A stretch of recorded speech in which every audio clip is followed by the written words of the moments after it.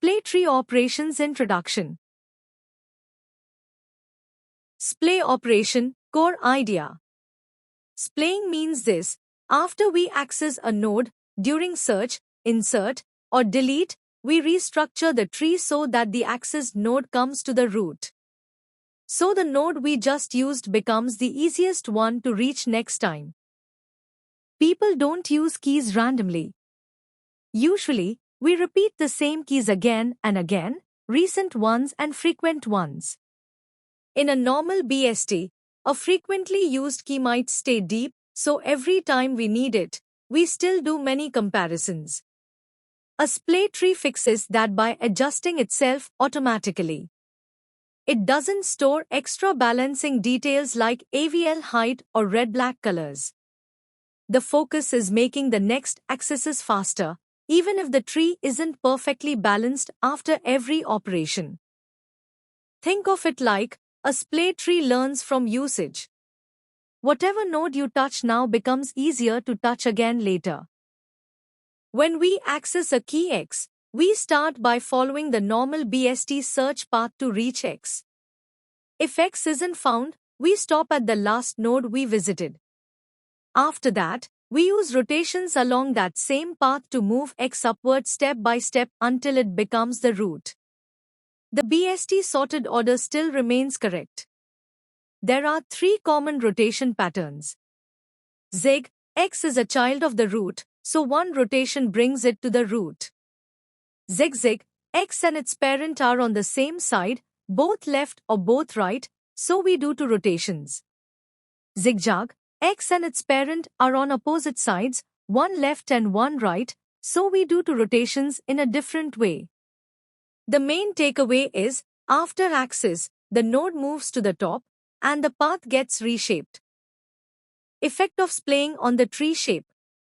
Splaying changes the tree shape a lot, and that's intentional. The accessed node becomes the root. Nodes that were on the search path get rearranged. Nodes not on that path mostly keep their relative positions. Sometimes the tree may look more balanced, but splay trees aren't trying to stay perfectly balanced all the time. If we keep accessing increasing keys like 10, 20, 30, 40 and so on, the tree can become skewed. That's still okay because the performance guarantee is based on amortized behavior over many operations.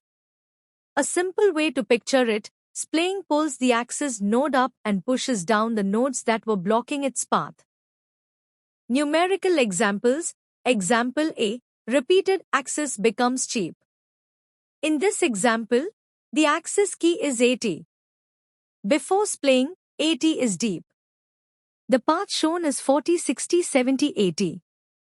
That means the depth is about 4 edges from the root. So the cost is roughly about 5 node checks to reach 80. After splaying, 80 becomes the root. In the diagram, notice the earlier structure with root 40 and 80 sitting down at the bottom right side. After we splay the tree, its shape changes because the node we just used gets pulled to the top. Let's say we search for 80 multiple times. The first time we look for 80, it's deep in the tree, so we end up checking about 5 nodes before we reach it.